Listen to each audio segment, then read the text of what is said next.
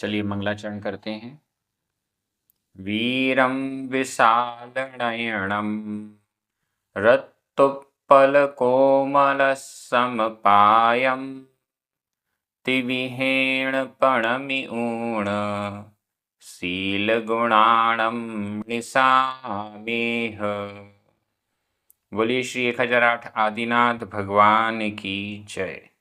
आचार्य श्री कुंद कुंद स्वामी की जय। आचार्य गुरुवर विद्यासागर समय सागर जी महाराज की जय। मुनि पुंगव श्री 108 सुधा सागर जी महाराज की जय। सभी बड़े ही सौभाग्यशाली हैं जो हमें आचार्य कुंद कुंद स्वामी के महान ग्रंथ अट्ठपाहुड़ के अध्ययन का अवसर मिल रहा है। 8वां और अंतिम पाहुड़ सील पाहुड़ चल रहा है। अभी तक हम 26 गाथाओं का अध्ययन कर चुके हैं। आज 2 गाथाएं हमारे सामने हैं। गाथा क्रमांक 27 और 28। दोनों गाथाएं बहुत अच्छी हैं, सरल हैं, महत्वपूर्ण हैं। चलिए प्रारंभ करते हैं। गाथा क्रमांक 27। उच्चारण।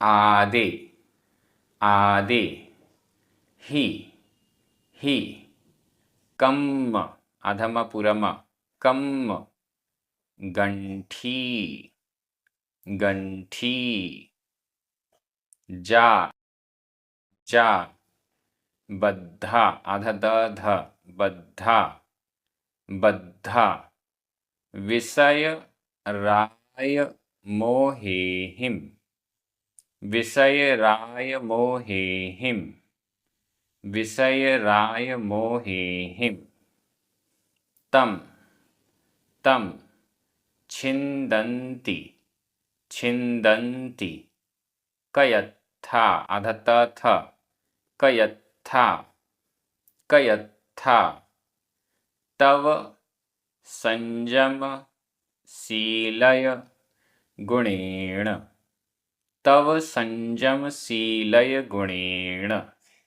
तव संयम शीलय गुणेन आदेहि कम्म गंठी आदेहि कम्म गंठी जाबद्धा विषय राय मोहेहिम जाबद्धा विषय राय मोहेहिम तम छिन्दन्ति कयत्था तम छिन्दन्ति कयत्था तव संयम शीलय गुणेन तव संयम शीलय गुणेन। बहुत अच्छी गाथा। आदे आदे आत्मा में आत्मा में ही निश्चित रूप से कम्मगंठी जा बद्धा जा जो कम्मगंठी बद्धा जा जो कम्मगंठी कम्म कर्म कम्म कर्म गंठी गंठी गांठ कर्म रूपी गांठ। गांठ का क्या मतलब है? एक रस्सी दूसरी रस्सी से जब हम बांधते हैं तो उसमें एक गांठ पड़ जाती है। एक धागे को दूसरे धागे से जब हम बांधते हैं तो उसमें एक गांठ एक जोड़ लग जाता है, उसे कहते हैं गांठ। कम्म गंठी आत्मा में भी कर्म की गंठी गांठ बंध जाती है। आत्मा और कर्म बंध जाता है। एक रस्सी में जब दूसरी रस्सी की गांठ बंध जाती है तो वो दोनों रस्सी अलग अलग नहीं हो सकती, एक साथ हो जाती हैं। उसे फिर अलग नहीं किया जा सकता। जब तक वो गांठ ना खुले तब तक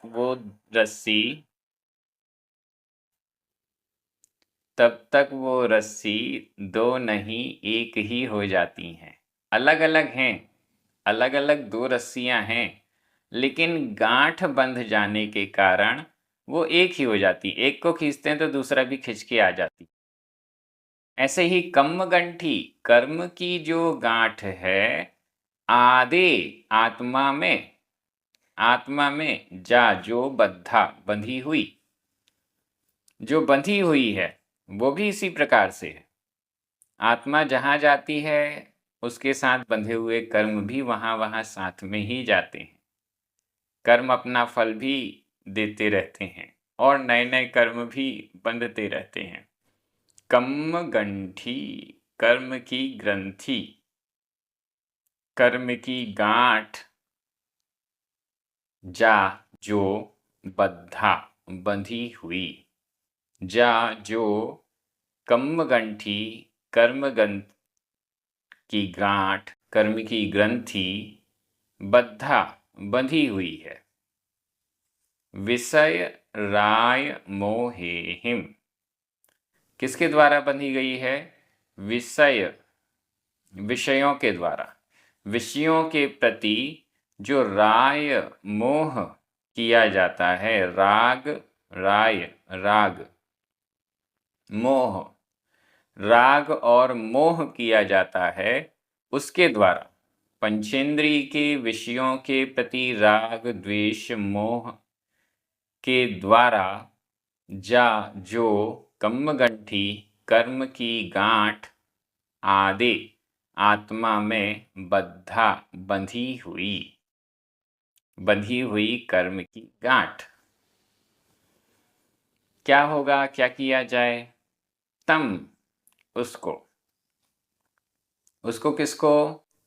कर्म ग्रंथि को, जिसकी बात चल रही है, कर्म की गांठ को, कर्म की ग्रंथि को। तम छिंदंती, छेदते हैं, नष्ट करते हैं, कर्म की गांठ को नष्ट करते हैं, छिंदंती। तम, उसको, उस गांठ को, छिंदंती, नष्ट करते हैं। कौन नष्ट करते हैं? कयत्था, कृतार्थ, कयत्था, कृतार्थ, कृतार्थ, ऐसे व्यक्ति जो कृतार्थ हैं, जो भी प्रयोजनभूत, अर्थ का मतलब प्रयोजनभूत, जो भी प्रयोजनभूत कार्य है उसको कृत, जो कर चुके हैं, कृतार्थ हैं, ऐसे व्यक्ति, ऐसे महापुरुष तम, उस कर्म ग्रंथि को, उस कर्म की गांठ को छिंदंती, नष्ट करते हैं। कैसे नष्ट करते हैं? किसके द्वारा नष्ट करते हैं? तव संयम शीलय गुणेन, गुण के द्वारा। कौन कौन से गुण हैं? तव, तप, संयम, संयम, शीलय, शीलय, शील, यहाँ पर यह स्वार्थिक प्रत्यय लगा हुआ है। शीलय, शील। तप, संयम और शील रूप गुण के द्वारा, तप, संयम और शील गुणों के द्वारा, शील गुण के द्वारा, कयत्था, कृतार्थ, पुरुषार्थ जो करने योग्य था उसे कर चुके ऐसे महापुरुष तम, उस कम्मगंठी, कर्म ग्रंथि को, कर्म की गांठ को, छिंदंती, छेदते हैं, नष्ट करते हैं।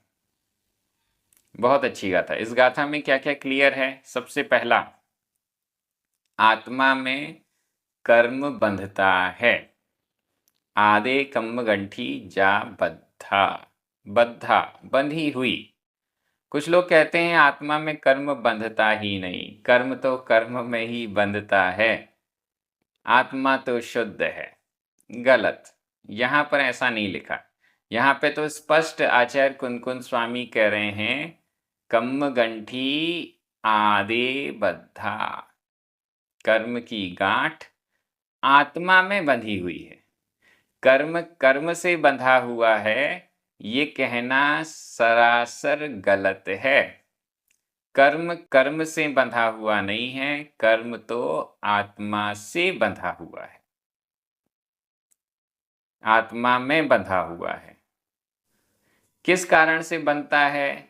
राग द्वेष मोह के कारण कर्म बंधता है। राग द्वेष हम किस विषय पे करते हैं? किस पर राग द्वेष करते हैं? विषय, विषयों पर, पंचेंद्रिय के विषयों पर ही राग द्वेष किया जाता है। आप विचार कीजिए, हम किस चीज पर राग कर रहे, किस चीज पर द्वेष कर रहे? वह वस्तु पंचेंद्रिय का विषय है या नहीं, पता चलेगा जिस भी चीज पर हम राग कर रहे हैं या द्वेष कर रहे हैं, वो हमारी 5 में से किसी ना किसी एक इंद्रिय का विषय तो है ही। इसलिए विषयों के प्रति राग द्वेष मोह करने से कर्म बंधता है, आत्मा में बंधता है। उसको कौन नष्ट करता है? पुरुषार्थशील व्यक्ति। कैसे नष्ट करता है? तप के द्वारा, संयम के द्वारा और शील के द्वारा। संयम नहीं तो कर्म नहीं नष्ट होगा, तप नहीं तो कर्म नष्ट नहीं होगा, शील नहीं तो कर्म नष्ट नहीं होगा। ये बहुत अच्छे विषय यहाँ पर आचार्य कुंदकुंद स्वामी ने प्रस्तुत किए हैं इस गाथा के माध्यम से। व्याकरण की दृष्टि से देखते हैं। आदि सप्तमी विभक्ति का एक वचन है, ही अव्यय है, कम गंठी जा बद्धा, ये सभी प्रथमा विभक्ति के एक वचन हैं। बद्धा यह भूतकालिक कृदंत का अनियमित प्रयोग है। विषय राय मोहेहिम तृतीया विभक्ति का बहुवचन है। तम द्वितीया विभक्ति का एक वचन है। छिंदन्ति वर्तमान काल अन्य पुरुष बहुवचन का क्रिया रूप है। कयत्था प्रथमा विभक्ति का बहुवचन है। तव संयम शीलय गुणेण तृतीया विभक्ति का एक वचन है। मैं हिंदी अर्थ कर रहा हूं, आपकी नजर प्राकृत शब्दों पर जानी चाहिए। विषयों के प्रति राग मोह के द्वारा आत्मा में निश्चित रूप से जो बंधी हुई कर्म की ग्रंथि गांठ है, उसको पुरुषार्थ किया हुआ है जिन्होंने, ऐसे महापुरुष तप संयम शील गुण के द्वारा नष्ट करते हैं। बहुत अच्छी ये गाथा। अब हम अगली गाथा में चल रहे हैं, गाथा क्रमांक 28। यहाँ पर भी स्पष्ट किया जा रहा है कि जो शील आदि इन गुणों को धारण करता है वह निर्वाण को प्राप्त करता है। गाथा क्रमांक 28 उच्चारण। उदधी उदधी व रदण रदण भरिदो रदण भरिदो रदण भरिदो। तव विनय शील दान रैणाणम। तव विनय शील दान रैणाणम। तव विनय शील दान रैणाणम। सोहेतो सोहेतो य स शीलो सशीलो। णिवाण मणुत्तरम, आधा व पूरा व, णिवाण मणुत्तरम, आधा ता पूरा ता, णिवाण मणुत्तरम, णिवाण मणुत्तरम। पत्तो, आधा ता पूरा ता, पत्तो। उदधीवरदण भरी दो, उदधीवरदण भरी दो, तव विनयशील दान रयणाणम, तव विनयशील दान रयणाणम। सोहेतो यशशीलो, सोहेतो यशशीलो, णिवाणमणुत्तरं पत्तो, णिवाणमणुत्तरं पत्तो। बहुत अच्छी गाथा। उदधीव, व समान अर्थ में, उदधि, उदधि समुद्र, समुद्र के समान, उदधि समुद्र व समान, उदधि के समान, समुद्र के समान। रदण भरी दो, रदण रत्न, भरी दो रत्नों से भरा हुआ, जैसे समुद्र रत्न से भरा हुआ होता है, उसी प्रकार। कौन है रत्नों से भरा हुआ? देखते हैं किसका नाम आ रहा है। कौन से रत्न हैं? तव विनयशील दान रैणाणम।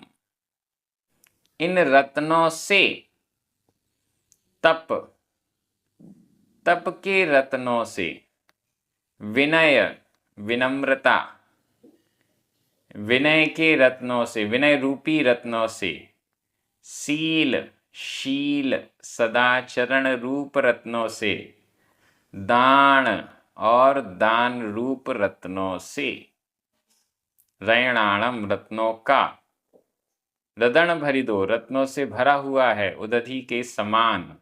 कौन? नीचे जो कहा गया वह व्यक्ति, नीचे वाली लाइन में आएगा।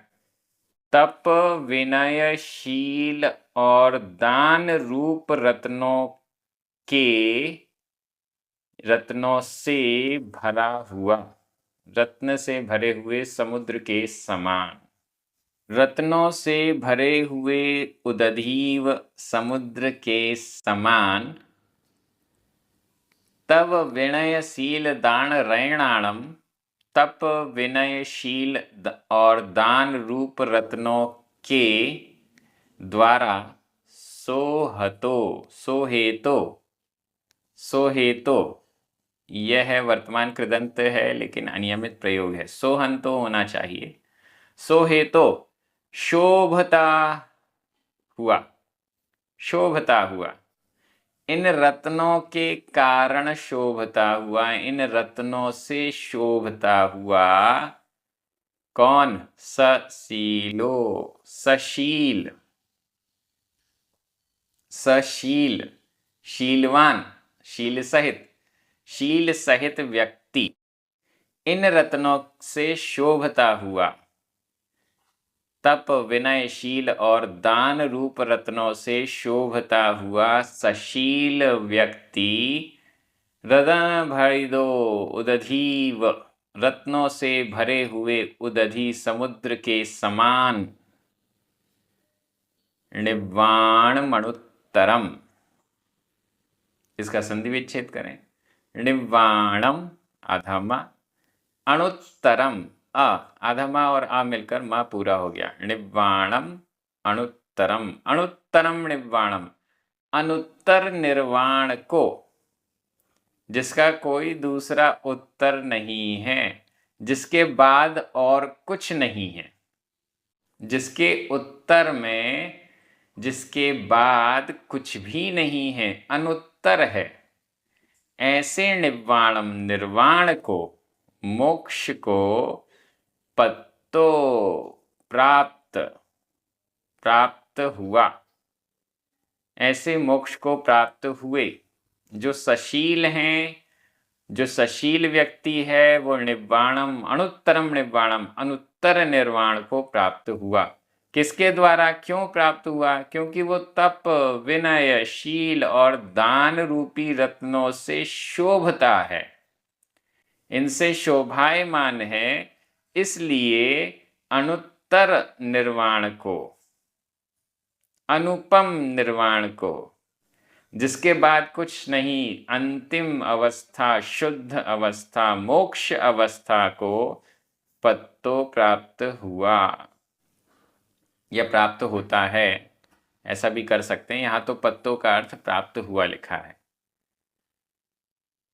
आचार्य कुंद स्वामी इस गाथा से स्पष्ट कह रहे हैं कि जो सशील व्यक्ति है वो तो समुद्र के समान रत्नों का समूह है। उन रत्नों में क्या क्या है? तप भी है, विनय भी है, शील भी है, दान भी है। और इन सभी रत्नों में जो अनुत्तर है वो है निर्वाण। उस निर्वाण रूपी रत्न को भी यह सशील व्यक्ति प्राप्त करता है, उसके पास निर्वाण भी होता है, वो मोक्ष को भी प्राप्त करता है, ऐसा यहाँ पर स्पष्ट कहा गया है। इसलिए शील को धारण करना, सत आचरण को धारण करना मोक्ष के लिए अनिवार्य है, इसके बिना मोक्ष संभव ही नहीं है। व्याकरण की दृष्टि से देखते हैं। उदधि रदण भरिदो सोहेतो ससीलो पत्तो, ये सभी प्रथमा विभक्ति के एक वचन हैं। भरिदो, पत्तो, ये दोनों ही भूतकालिक कृदंत के अनियमित प्रयोग हैं। सोहेतो, यह वर्तमान कृदंत का अनियमित प्रयोग है। व, य, ये दोनों ही अव्यय हैं। तव विनयशील दान रैणाणम, षष्ठी विभक्ति का बहुवचन है, लेकिन अर्थ इसका से अर्थ में हो रहा है, तृतीया में हो रहा है। निब्बाणम, अणुत्तरम, ये दोनों ही द्वितीय विभक्ति के एक वचन है। मैं हिंदी अर्थ कर रहा हूं, आपकी नजर प्राकृत शब्दों पर जानी चाहिए। रत्न से भरा हुआ समुद्र के समान तप, विनय, शील और दान रूपी रत्नों से शोभायमान शील सहित व्यक्ति अनुत्तर रत्न रूप निर्वाण को प्राप्त होता है या हुआ। बहुत अच्छी गाथा, आगे और अच्छी अच्छी गाथाएं आने वाली हैं। बहुत जल्दी हम इस 8वें पाहुड़ को भी पूर्ण करेंगे, पूरे 8 पाहुड़ को पूर्ण करेंगे। पता ही नहीं चल रहा, देखते ही देखते हम आगे बढ़ते जा रहे हैं। 2-2 गाथाएं प्रतिदिन स्वाध्याय में आ रही हैं और इतना विशाल गाथाओं का समूह रूप यह 8 पाहुड़ अपनी पूर्णता की ओर है। हम सभी बड़े भाग्यशाली हैं, सौभाग्यशाली हैं, जो हम प्राकृत भाषा की दृष्टि से आचार्य कुंद स्वामी के शब्दों से अर्थ, उनकी भावना को कैच करने का प्रयास कर रहे हैं। ये क्रम इसी प्रकार से जारी रहेगा। अपने मित्रों को, सभी को, परिचितों को भी स्वाध्याय से जोड़ने का प्रयास कीजिए। जिनवाणी स्तुति कीजिए, 9 बार नमोकार मंत्र पढ़िए। सभी को जय जिनेन्द्र।